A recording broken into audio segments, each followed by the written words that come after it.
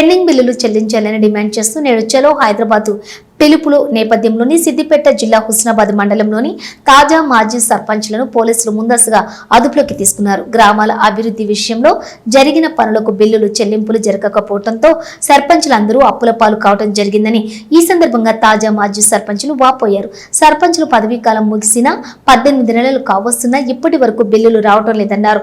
Pending బిల్లులు చెల్లింపులు చేయాలని ఆలోచనతో నేడు చలో హైదరాబాద్ కార్యక్రమం ఉందని ముందస్తు సమాచారంతో సర్పంచ్లను అరెస్టు చేయడం బాధాకరమన్నారు. ప్రజలకు ప్రభుత్వానికి మధ్య వారధిగా ఉండి నిరంతరం గ్రామ అభివృద్ధిలో కీలక పాత్ర వహించిన సర్పంచ్లను ఇబ్బంది పెట్టడం, వారికి సంబంధించిన బిల్లులు చెల్లింపులు చేయకపోవడం చాలా బాధాకరమని ఆవేదన వ్యక్తం చేశారు.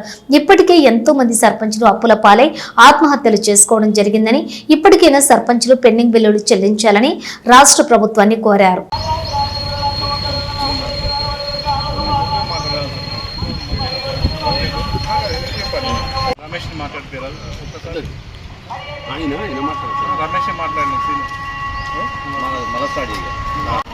ఈరోజు హుస్నాబాద్ మండలంలోని అన్ని విలేజ్ల తాజా మాజీ సర్పంచ్లను 6 గంటలకే పోలీసు వాళ్ళు హౌస్ అరెస్ట్ చేయడం జరిగింది.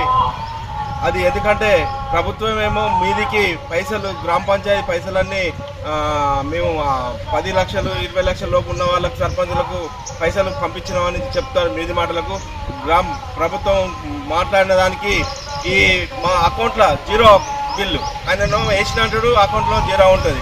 ఇలాంటివి చేసుకుంటూ మేము దాని మీద ధర్నా చేస్తామంటే మమ్మల్ని ముందు అరెస్ట్ చేసి ఇది ఎంతవరకు కరెక్ట్? మా బిల్లులు మాకు ఇచ్చిన తర్వాత మేము ఎందుకు ధర్నా చేస్తాము, ఎందుకు రాస్తారోకలు చేస్తాము?